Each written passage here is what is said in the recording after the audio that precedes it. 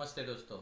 आज हम कक्षा 9 की जो क्लास है उसकी शुरुआत करने जा रहे हैं। आज हम हमारी जो पाठ्य पुस्तक है एकांकी संचय, उसमें से पाठ क्रमांक 1 यानी पहली एकांकी को आज हम देखने जा रहे हैं। पहली एकांकी का नाम है संस्कार और भावना। संस्कार और भावना, इसमें कुछ पात्र है। उन पात्रों के नाम है माँ। अतुल जो है वह माँ का छोटा बेटा है। अविनाश जो है इसी माँ का बड़ा बेटा है। बंगालन जो है इस अविनाश की पत्नी है।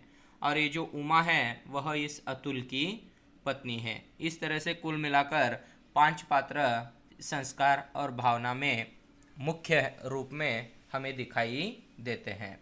यहाँ पर हम देख सकते हैं एकांकी का मतलब क्या। एकांकी यानी एक दृश्य वाला नाटक, यानी नाटक जो विधा है वह बहुत बड़ी विधा है। उसमें अनेकों दृश्य हो सकते हैं, लेकिन एकांकी में सिर्फ एक घटना को लेकर नाटक लिखा जाता है, उसे हम कहेंगे एकांकी। उसमें से पहली एकांकी है संस्कार और भावना। संस्कार और भावना जो है इसे विष्णु प्रभाकर जी ने लिखा है। वैसे देखा जाए तो भारतीय संस्कृति में संस्कार का बहुत बड़ा महत्व होता है। बच्चा जब पैदा होता है तब से लेकर वह जब तक पूरी तरह से यानी बड़ा नहीं हो जाता तब तक उस पर संस्कार माता पिता करते ही रहते हैं। यहाँ तक कि देखिए, बच्चे के पैदा होने से पहले ही माँ के कोख में भी कुछ संस्कार किए जाते हैं, उसे गर्भ संस्कार कहते हैं। यानी हम इसी से समझ सकते हैं कि संस्कार इनका महत्व कितना ज़्यादा है। अब देखिए, यहाँ पर जो संस्कार हैं उनकी इस पाठ में जीत होती है या भावना की जीत होती है, वह दिखाने का प्रयास लेखक ने किया है। हम देख सकते हैं कि यहाँ पर जो माँ है, माँ के बारे में बोलना बहुत ही आवश्यक है।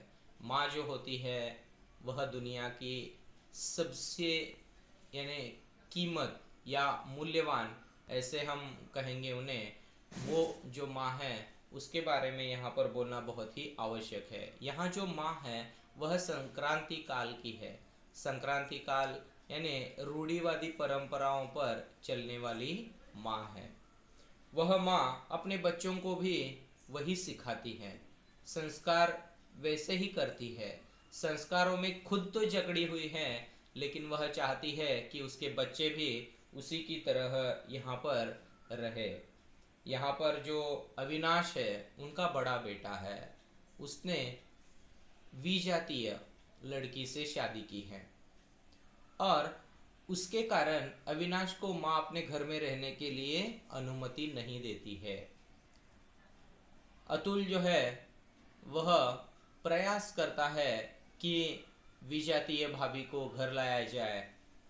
उमा भी प्रयास करती है, लेकिन उसमें उन्हें सफलता जल्दी मिलती नहीं है, लेकिन अंत में वह सफलता मिल जाती है।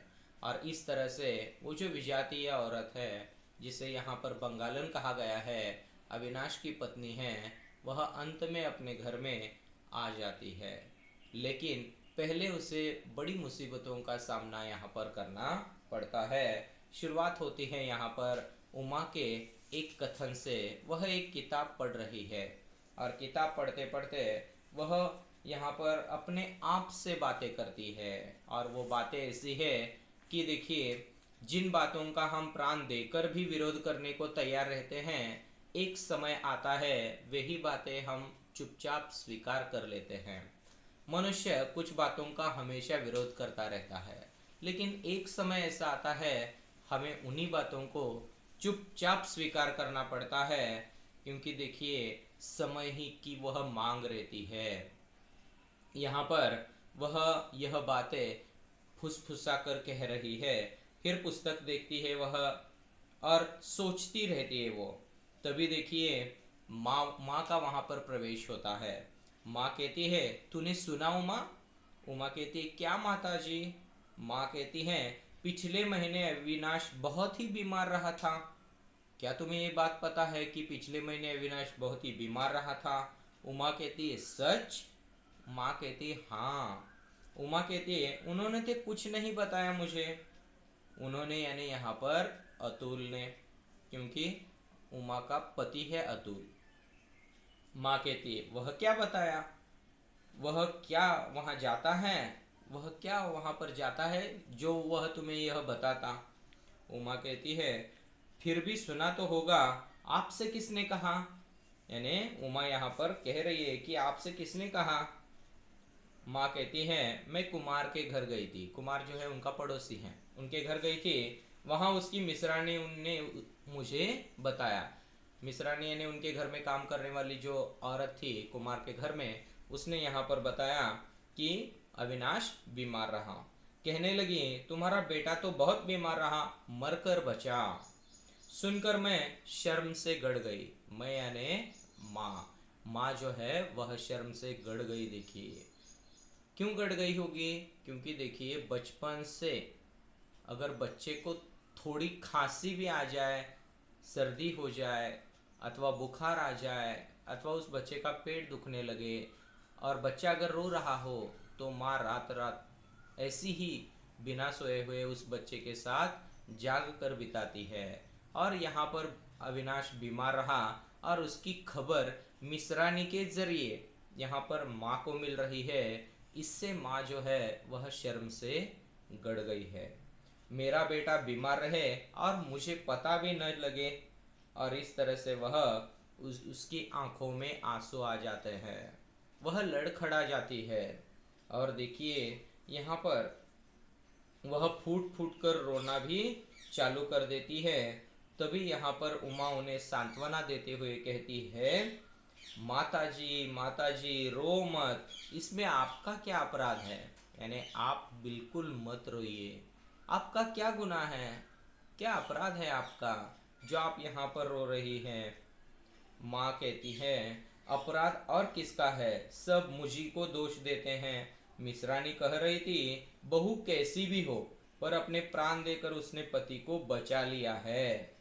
अकेली थी पर किसी के आगे हाथ पसारने नहीं गई है। यानी जब अविनाश बीमार रहा तब उसकी दवाइयाँ हो अथवा उसकी सेवा करने का जो काम हो, वह बंगालन ने यानी अविनाश की पत्नी ने खुद किया है।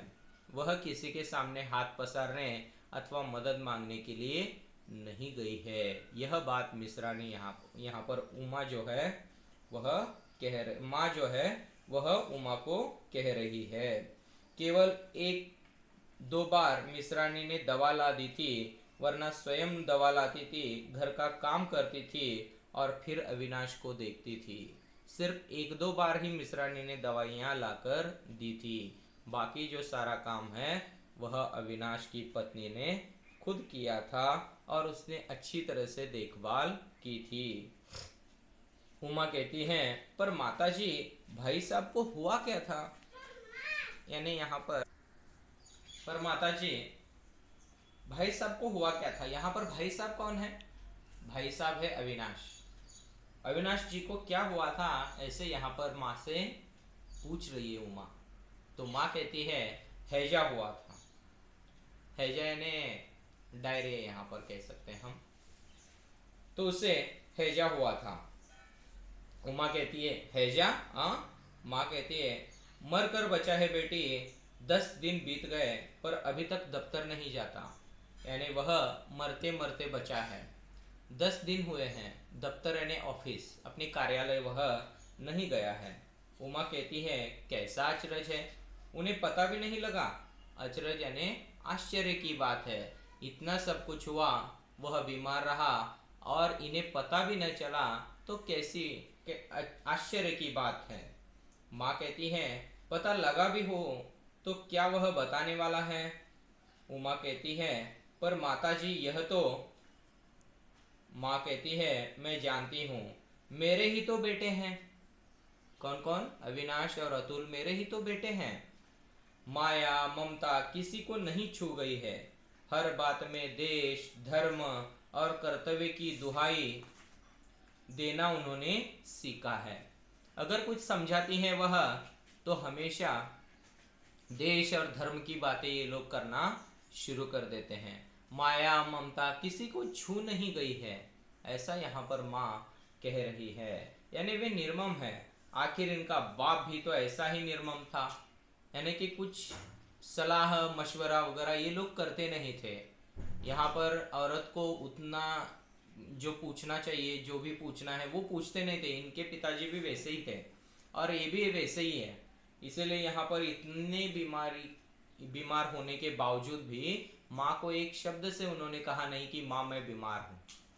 यहाँ पर कहा जा रहा है इनका बाप भी तो ऐसा ही निर्मम था। निर्मम यानी देखिए ममता रहित या कठोर दिल वाला। मुझे याद है कि जिस समय अतुल छोटा सा लड़का रहा, माँ एक घटना सुना रही है अतुल के बचपन की।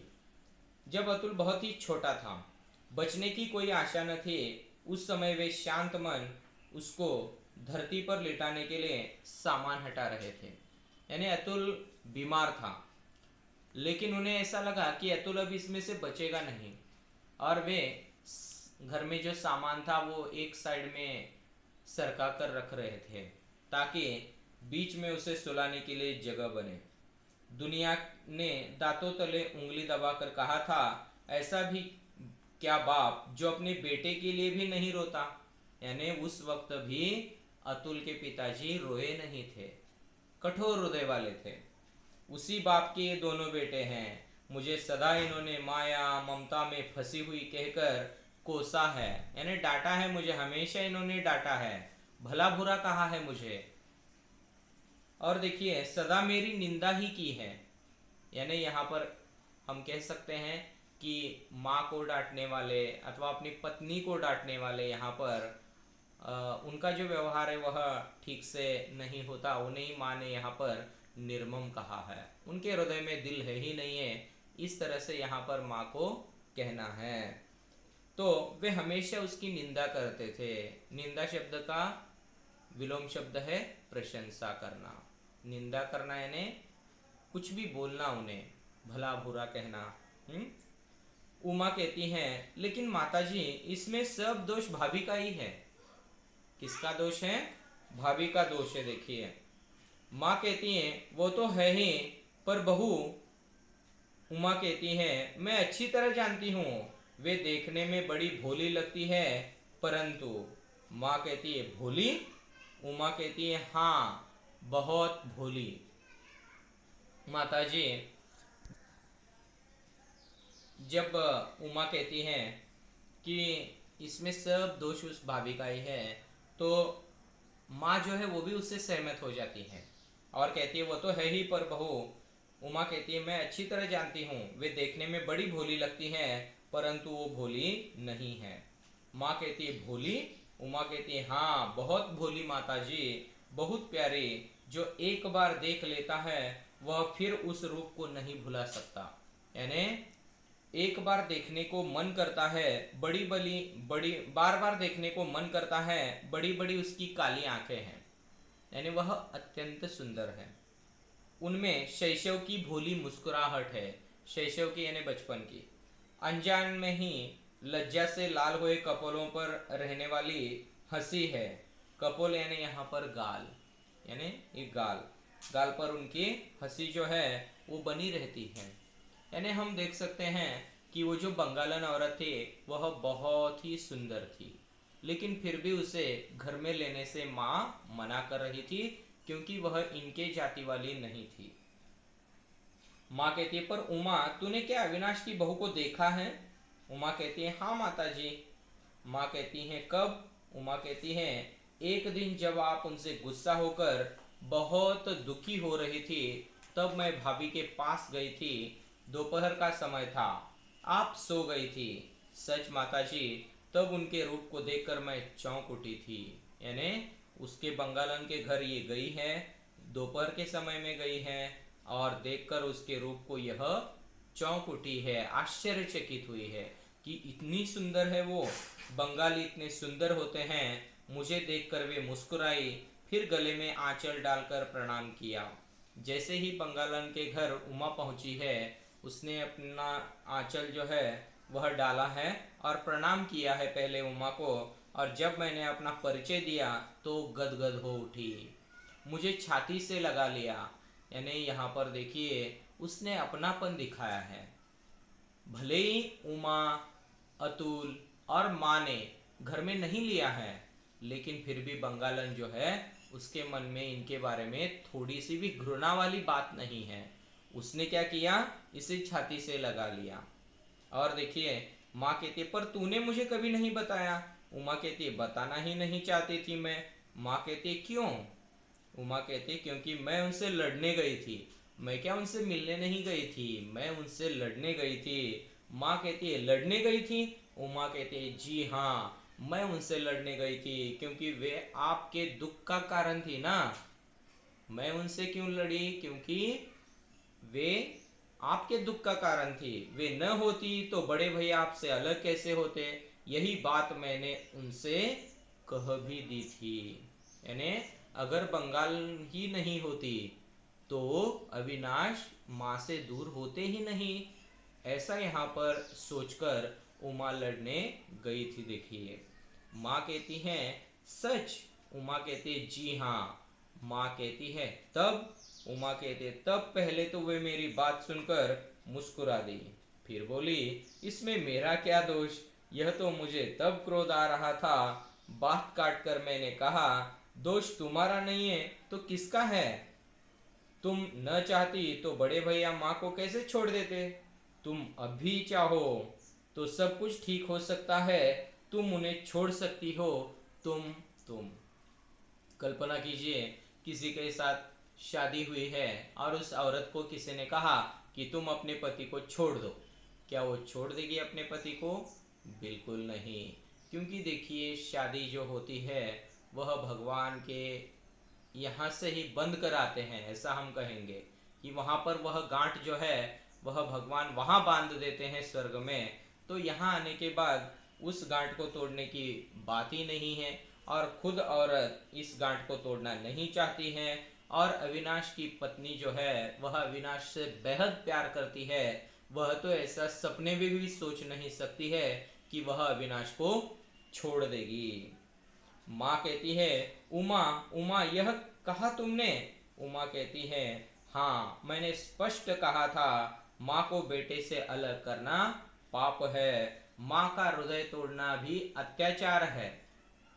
उस अत्याचार को दूर करने के लिए प्राण भी देने पड़े तो कम है। यहाँ पर उमा जो है माँ के उपकारों को बताने के लिए अविनाश की पत्नी के पास गई थी। लेकिन देखिए यहाँ पर उसमें उसे सफलता नहीं मिली है। माँ का हृदय तोड़ना अत्याचार है यह वह समझा रही थी। किसे? उस बंगालन को, ताकि वह अपने पति को छोड़ दे। उस अत्याचार को दूर करने के लिए प्राण भी देने पड़े तो कम है, ऐसा उसने वहां पर कहा है। माँ कहती है तो उसने क्या कहा तुमसे। उमा कहती है वह बोली बहन मैं मानती हूँ माँ बेटे के संबंध से बढ़कर और कोई संबंध नहीं है। उसने क्या कहा देखिए, बहन कहा है। बहन मैं मानती हूँ कि माँ बेटे के संबंध से बढ़कर और कोई संबंध नहीं है। पति भी वह जिसके लिए उसने समाज की ही नहीं वरन अपने हृदय की साक्षी दी है। साक्षी दी है यानी यहाँ पर गवाही दी है। जिसे वह प्यार कहती है उसके कहने पर वह प्राण दे सकती है, परंतु उसको दुखी करके वह किसी को सुखी करने की कल्पना नहीं कर सकती। यानी हम यहाँ पर समझ सकते हैं कि बंगालन के लिए अविनाश ने अपने माता को, पिताजी को, भाई को, सबको, यानी अपना घर बार छोड़कर वह यहाँ पर रह रहा है। और ऐसे पति को छोड़ना वह पाप समझती है। अगर उसने कह दिया कि तुम मेरे लिए अपने प्राण त्याग दो तो भी वह त्यागने के लिए तैयार है। लेकिन यानी अविनाश को छोड़ना नहीं चाहती है वह, क्योंकि दोनों में गहरा प्यार है, इसीलिए सच्चा प्यार है उनमें। इसीलिए देखिए यहाँ पर वह उमा को भी समझा रही है कि सोचो तुम स्वयं पत्नी हो। यद्यपि तुमने मेरी तरह पति का वरण नहीं किया है, तुम भी एक औरत हो और तुम्हारी भी शादी हो चुकी है। भले ही तुमने प्रेम विवाह नहीं किया है, तुम्हारा अरेंज्ड मैरिज है।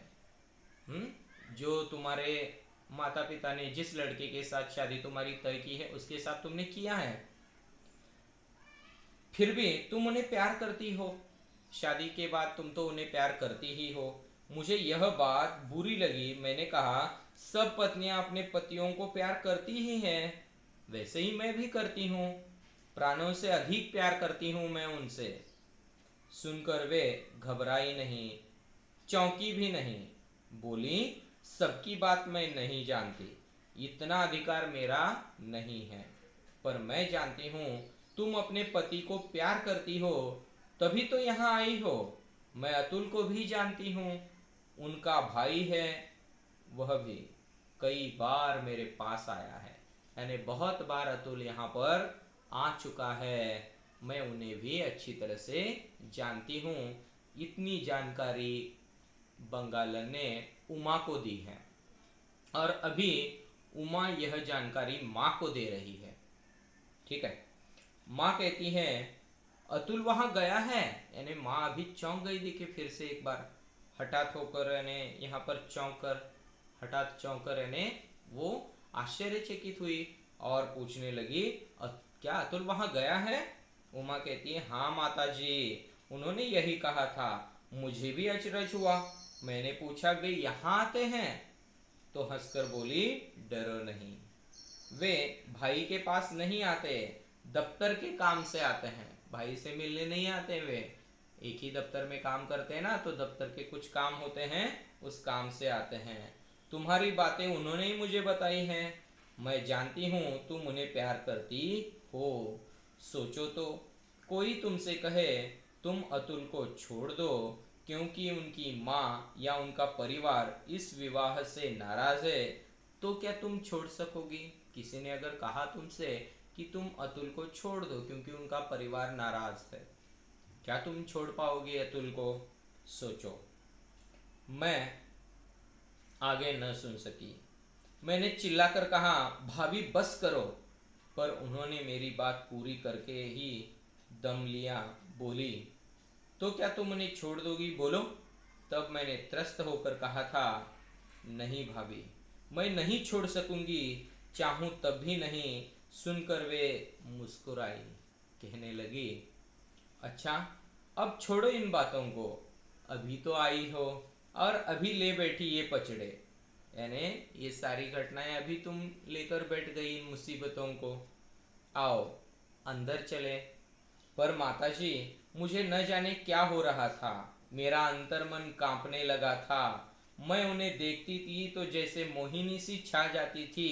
मैं थी भी नहीं और नहीं भी, मैं थी भी और नहीं भी। मोहग्रस्त आदमी होता भी है और नहीं भी होता, पर हुआ यही, मैं वहां न ठहर सकी, वह पुकारती ही रह गई। यानी वह उस पर मोहित हुई थी। उसे ऐसे मन में लग रहा था कि मुझे कुछ देर यहाँ पर रुकना चाहिए, लेकिन उसका मन उसे कह रहा था कि नहीं, तुम यहाँ पर मत रुको। और इस तरह से देखिए, उसे क्या करूं, रुकूं या न रुकूं, यह कुछ समझ में नहीं आ रहा था। इसीलिए वह वहां से चली गई। लेकिन वह बंगालन उसे पुकारती ही रही, अरे उमा, ठहरो ठहरो, लेकिन वो रुकी नहीं।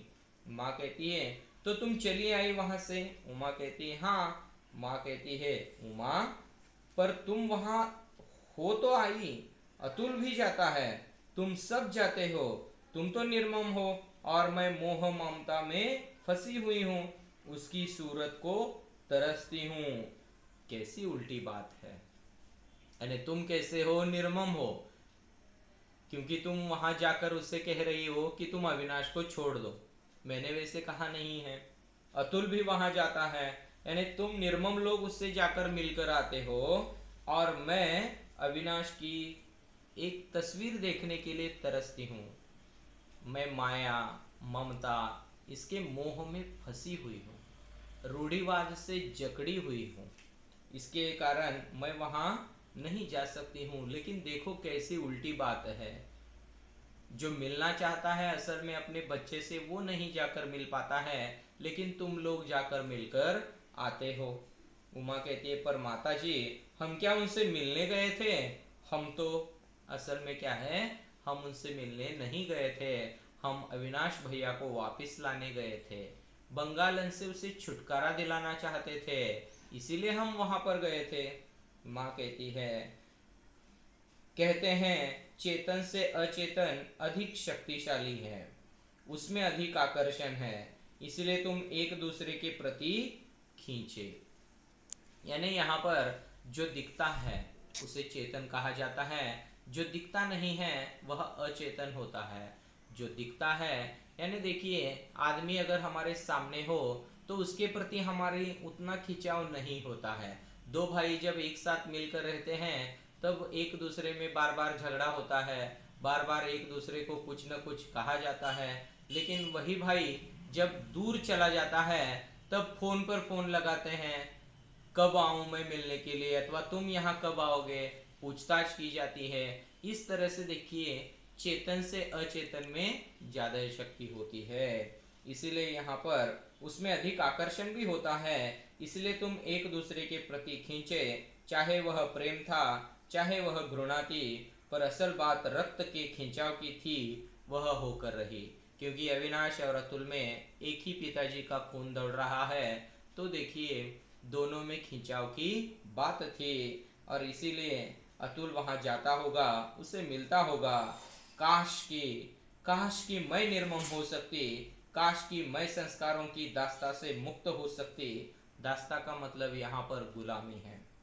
दास्ता यानी गुलामी हो पाती तो कुल, धर्म और जाति का भूत मुझे तंग न करता और मैं अपने बेटे से न बिछुड़ती। स्वयं उसने मुझसे कहा था, संस्कारों की दास्ता सबसे भयंकर शत्रु है। किसने कहा था यहाँ पर देखिए, किसने कहा था? अतुल ने भी कहा होगा और अविनाश ने भी कहा था कि संस्कारों की जो दास्ता है वह सबसे भयंकर शत्रु है। जिस वक्त देखिए आप संस्कार संस्कार करते रहेंगे तो देखिए यहाँ पर हम अपने आप को बचा नहीं पाएंगे। एक छोटी सी कहानी देखिए। एक बार 10 लोग मिलकर वन में जा रहे थे। जाते जाते उन्हें बहुत ही प्यास लगी और एक जगह पर वे रुके और वहां पर एक छोटा सा पाइप था। उस पाइप में उन्हें पानी दिखाई दिया, लेकिन वह पानी पीने के लिए उनके पास बर्तन ही नहीं था। तो एक दोस्त के मन में ऐसा विचार आया कि क्यों ना हम अपना जूता जो है, जिसे हम कहेंगे शू या बूट, उससे हम पानी पिए। और उसने बाकी लोगों को बताया। 9 लोगों ने कबूल किया, लेकिन एक ने कबूल ही नहीं किया। और वो बोला कि मैं तुम लोगों की कंप्लेंट करूंगा गांव में जाकर कि तुम लोगों ने जूते से पानी पिया है। तो उन लोगों ने क्या किया, तुम्हें जो करना है करो कहा। वहां पर जो है जूता जो है वो उसने उसमें डुबाया, उसमें जितना पानी आता है उतना लेकर उन्होंने पिया, और इस तरह से अपनी प्यास जो है वह वहां पर बुझाई। इस दोस्त ने पानी नहीं पिया, यानी एक दोस्त प्यासा का प्यासा ही रहा। जब वह गांव में आया तब उसने चिल्ला चिल्ला कर लोगों से कहा कि देखिए इन पर संस्कार ही नहीं है, ये जो लोग हैं ये अपने संस्कार भूल गए हैं, इन्हें हम बहिष्कृत करेंगे समाज से, क्योंकि इन्होंने जूते से पानी पिया है। बाकी 9 लोगों ने भी कहा कि देखिए हम संस्कारी ही है, इसी ने वैसा किया है। जूते से हम कह रहे थे इसे कि जूते से पानी मत पियो, लेकिन इसने जूते से पानी पिया है। तो देखिए यहाँ पर जो सच्चाई थी उसे छिपाया गया, और देखिए उस दोस्त को यहाँ पर बहिष्कृत किया गया समाज में। इस तरह होता रहता है। देखिए कि संस्कार जो होता है उसका उपयोग भी हमें करना चाहिए, लेकिन जो समय होता है, समय को देखकर हमें उन संस्कारों को यहाँ पर दिखाना पड़ता है। देखिए यानी अब छोड़ो इन बातों को, अभी देखिए हम कह सकते हैं यहाँ पर कि काश मैं निर्मम हो सकती, ऐसी माँ कह रही है। और अविनाश ने भी उनसे समझाया था कि माँ हमेशा संस्कार संस्कार मत करो, समय देखकर अपनी भावनाओं को भी कभी तो आप समझा करो। यहाँ पर जो है भावना को आपको महत्व देना ही पड़ेगा। उमा कहती यह बड़े भैया ने कहा था। उमा कहती है हाँ, उसी ने कहा था। मैंने उसे बहुत समझाया, अपने प्रेम की दुहाई दी, पर वह सदा यही कहता रहा, माँ संतान का पालन माँ बाप का नैतिक कर्तव्य है। हमेशा वो क्या कहता रहा कि संतान का जो पालन पोषण है, माँ बाप का वो नैतिक कर्तव्य है, वे किसी पर एहसान नहीं करते हैं, वे केवल राष्ट्र का ऋण चुकाते हैं। ऋण यानी कर्ज। जैसे देखिए यहाँ पर वे पैदा हुए तो उनके माता पिता ने उनका पालन पोषण किया, उनके माता पिता पैदा हुए तो उनके दादा दादी ने उनका पालन पोषण किया। इस तरह से देखिए ये परंपरा के अनुसार चलता ही आ रहा है। तो देखिए वह राष्ट्र का ऋण चुकाते हैं, वे ऋण मुक्त हो, यही उनका परितोष है। परितोष यानी इच्छा पूर्ति से होने वाली प्रसन्नता है, इससे अधिक मोह है, इसीलिए पाप है। यानी देखिए मैंने अपने बेटे को बड़ा किया, इसीलिए मेरी सारी इच्छाओं को मेरे बच्चे पर थोपना यह अच्छी बात नहीं है, यह डेमोक्रेसी नहीं है, यह उस बच्चे के लिए भी जो है वह कठिनाई होगी उससे कि मैं मेरी सारी इच्छाएं अपने बच्चे पर थोप दूं। अविनाश अपनी माँ से यही कह रहा है, आपने हमें पाल पोस कर बड़ा किया है तो बहुत बड़ा काम किया है, ऐसे मैं नहीं कहूँगा, यह आपका काम ही था, इससे अधिक मोह है इसीलिए पाप है, पर मैं क्या करूं, मैं जो इससे अधिक है उसी को पाने के लिए आतुर हूं। लेकिन माँ कहती है कि मैं उसमें समाधान नहीं मानूंगी, मैंने अविनाश को बड़ा किया है तो शादी के समय भी अविनाश को मेरा सुनना ही पड़ेगा, उसे अपने जाति की लड़की से शादी करनी चाहिए थी। ऐसा फिर से एक बार यहाँ पर माँ कह रही है। मैं ही क्यों सभी माता पिता यही चाहते हैं, तभी मैं समझती हूँ उस डाकिन ने मेरे बेटे को मुझसे छीना है, पर वास्तव में दोष उसका नहीं है, वास्तव में दोष उसका नहीं है। ऐसा यहाँ पर माँ उमा को समझा रही है। क्योंकि देखो जब लोग प्यार करते हैं तो एक हाथ से ताली तो बजती नहीं है। यानी यहाँ पर देखिएगा जितना दोष उस बंगालन का है उतना ही दोष अविनाश का भी है। अविनाश अगर उस लड़की की ओर आकर्षित ना होता तो काश आज माँ को उसे ही अपने घर से बाहर निकालने की नौबत बिल्कुल नहीं आती। लेकिन यहाँ पर अविनाश समझा नहीं है। यहाँ पर देखिए अविनाश ने अगर एक बार भी सोचा होता कि अगर 28 साल 29 साल 30 सालों तक मेरे माता पिता ने मेरे लिए कितने कष्ट उठाए हैं, अगर उनकी यह एक मैं इच्छा पूरी करूं, ऐसा सोचकर अगर वह प्यार वगैरह न करता, उसके झंझट में ही न पड़ता, तो देखिएगा यहाँ पर माँ को दुख होता ही नहीं। इस तरह से हम यहाँ पर आज रुकेंगे कि उन्होंने माँ ने जो कहा है यहाँ पर उमा से कि दोष सिर्फ बंगालन का नहीं है तो दोष अविनाश का भी है, और इतना कहकर वह देखिए रुक जाती है। उमा कहती है माताजी लगता तो मुझे भी ऐसा ही है। अंत में उमा जो है वह भी यही कहती है कि माताजी मुझे भी ऐसा ही लगता है कि दोष सिर्फ बंगालन का नहीं है, अविनाश का भी है। यानी भैया जिसे हम कहेंगे बड़े भैया अविनाश जी, उनका भी यहाँ पर दोष है। तो आज के लिए बस इतना ही, हम रुकेंगे। कल हम जो दूसरा भाग है इसका उसका अध्ययन करेंगे। तब तक आप इस बुक को पढ़ते रहिएगा, संस्कार और भावना अच्छी तरह से पढ़कर रखिएगा, तो आपको अगला जो हिस्सा है वह अच्छी तरह से समझ में आएगा। धन्यवाद।